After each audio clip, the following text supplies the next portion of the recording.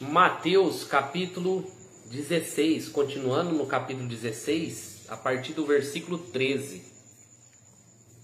E chegando Jesus às partes de Cesareia de Filipe, interrogou os seus discípulos dizendo: quem dizem os homens ser o filho do homem? E eles disseram: uns João o Batista, outros Elias, outros Jeremias, ou um dos profetas. Lhe disse ele: e vocês? E vós, quem diz que eu sou? Simão Pedro respondendo disse: tu és o Cristo, o Filho do Deus vivo. E Jesus respondeu e disse: bem-aventurado és tu, Simão Barjonas, porque não te revelaste a carne, porque tu não revelou a carne e o sangue, mas o meu Pai que está no céu. E eu também te digo que tu és Pedro, e sobre essa pedra edificarei a minha igreja, e as portas do inferno não prevalecerão contra ela. Eu te darei as chaves do reino dos céus, e tudo que ligares na terra será ligado nos céus, e tudo que desligares na terra será desligado no céu. Então mandou seus discípulos a que ninguém dissera quem ele era. Jesus o Cristo. Aqui no capítulo 16, ele chegou à parte de Cesareia de Filipe, interrogou os seus discípulos: o que diz os homens? Jesus fala assim: o que os homens estão dizendo sobre mim aí? O que as pessoas estão falando sobre mim? E eles disseram: uns falam que o Senhor é o João Batista, né, que morreu ali, degolado. Outros falam que é Elias. E outros Jeremias, um dos profetas.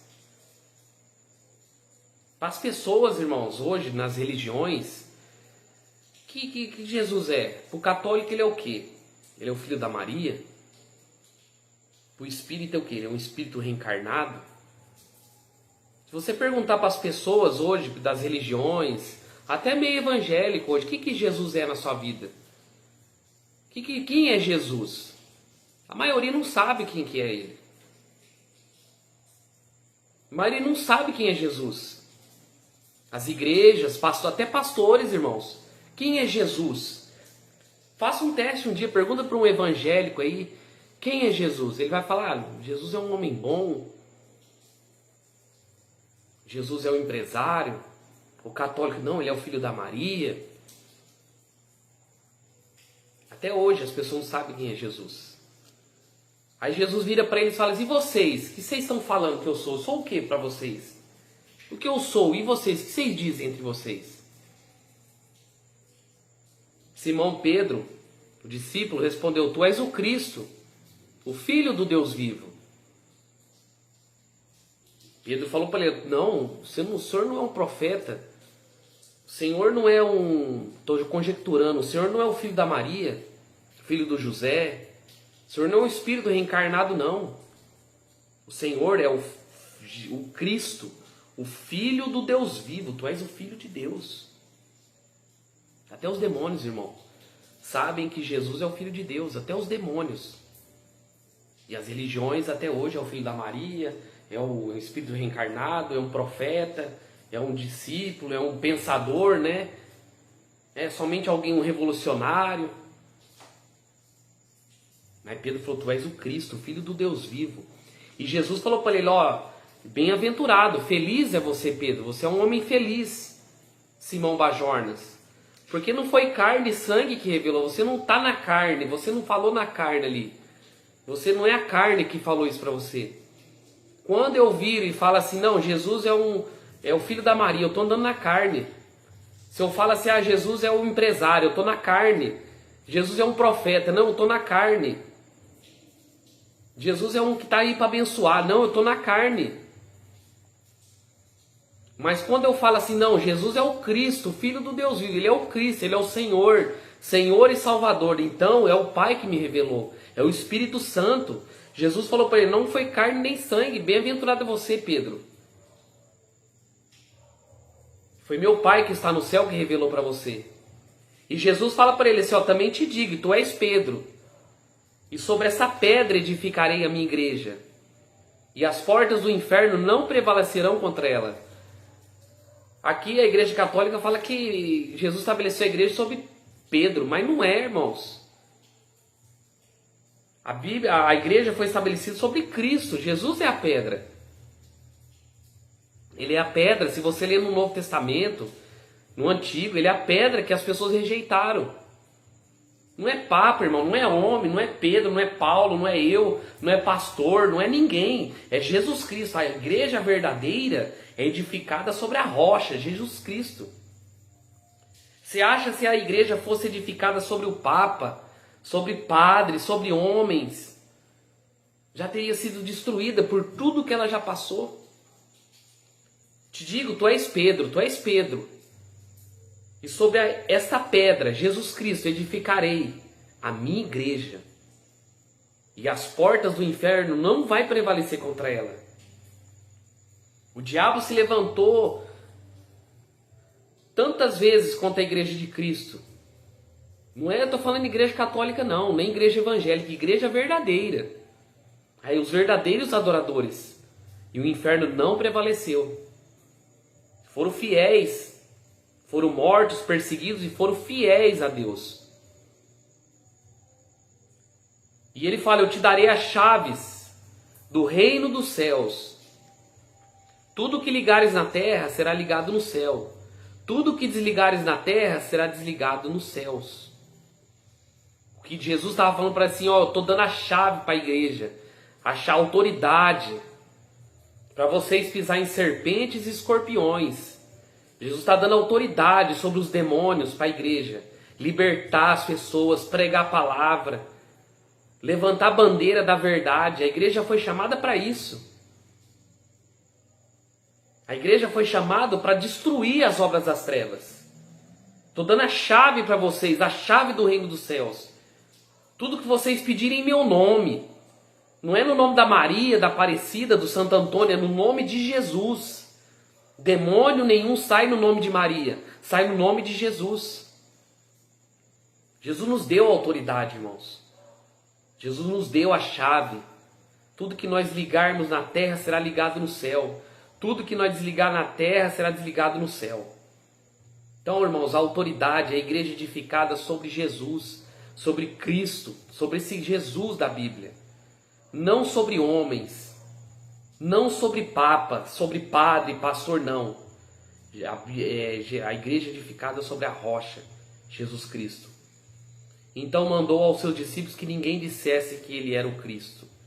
Ele falou para os discípulos, vocês tiveram a revelação aí, Pedro teve a revelação do Espírito Santo aí, então fiquem calados, não falem nada.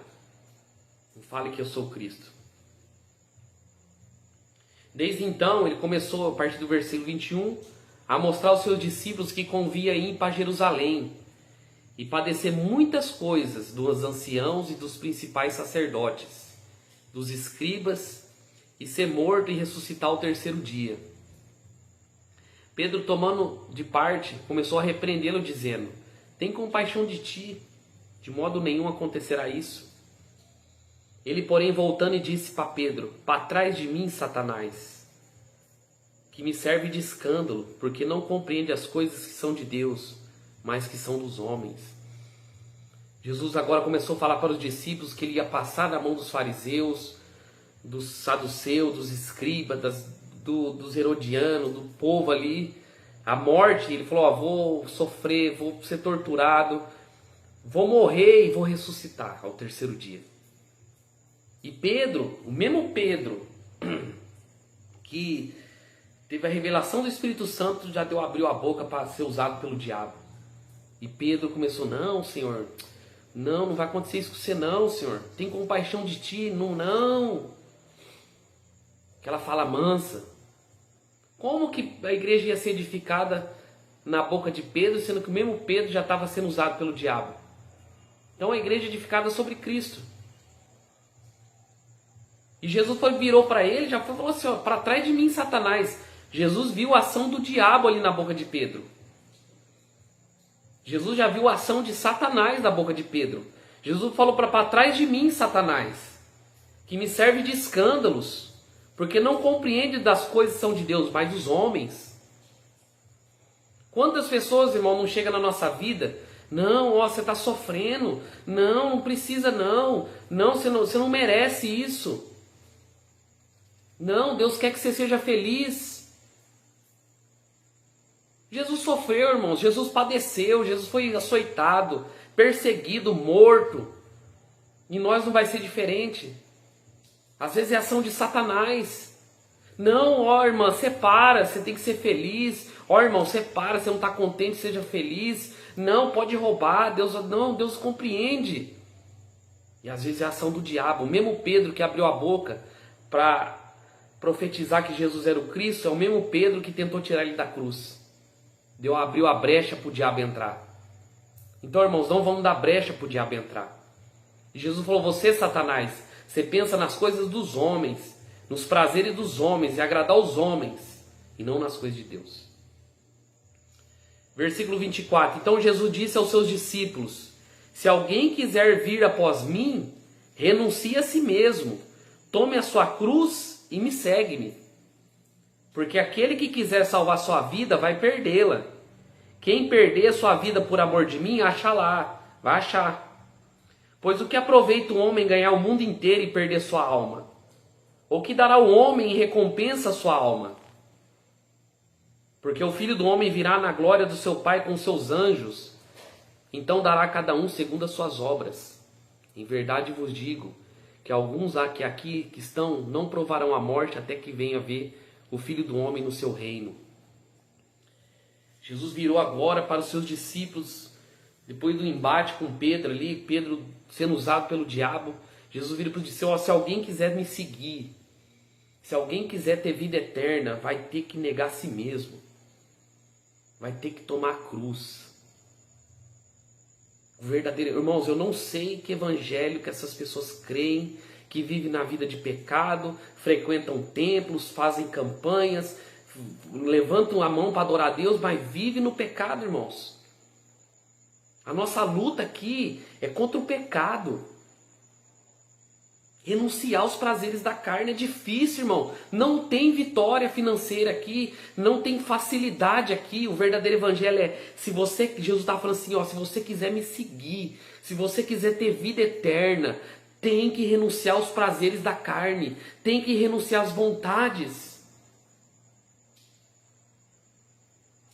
Tomar cruz e seguir, o verdadeiro evangelho é isso. Não tem mamão com açúcar, irmão, não tem prosperidade, não tem vitória daqui, vitória dali. Quem quiser perder, ele fala, a sua vida, vai achar. Quem quiser salvar, né, vai perder. E quem quiser perder, vai achar. Por amor de mim, temos que perder essa vida aqui. Irmão, essa vida é curta. Essa vida é passageira, é rápida. É rápida demais. E ele fala: o que aproveita o homem ganhar o mundo inteiro e perder sua alma? O que dará o homem em troca da sua alma? E ele fala: o Filho do Homem virá na glória do seu Pai com seus anjos e dará segundo cada um segundo as suas obras. Irmão, o falso evangelho está aí levando milhões para o inferno. Falso evangelho está aí levando milhões. Igrejas, eu estou falando das igrejas evangélicas, que se falam do nome de Deus, estão caminhando milhões, bilhões para o inferno, para o lago de fogo. Pessoas dentro dos templos, no segundo, terceiro casamento, pastores no segundo, terceiro casamento, pastora nos altares, estelionatos dentro dos altares, em cima dos altares, heresias, mentiras, política, lavagem de dinheiro, pessoas fazendo e acontecendo e acham que vão para o céu. A Bíblia fala que se quiser perder essa vida, para ganhar lá tem que renunciar a tomar cruz. E Jesus vai voltar para dar cada um segundo as suas obras. Ele fala: em verdade vos digo, alguns que estão aqui não provarão a morte até que ver o Filho do Homem no seu reino. Então, irmãos, vamos tomar cruz. Tomar cruz, seguir Jesus e tomar cuidado. Porque às vezes nós podemos ser usados por Deus, como Pedro foi, e ser usado pelo diabo também. A mesma boca que abriu a boca para o Espírito Santo usar, abriu a boca para o diabo usar. Temos que vigiar, irmãos. Temos que vigiar, tomar cruz todos os dias. Amém? Por isso que eu falo, irmãos, leiam a Bíblia. Sempre eu encerro as meditações, leiam a Bíblia. Pelo amor de Deus, você que está aqui, leia a palavra de Deus intensamente. Busque ao Senhor enquanto se pode achar. Conserte a sua vida. Estamos vivendo tempos de engano. Que Deus abençoe, em nome de Jesus.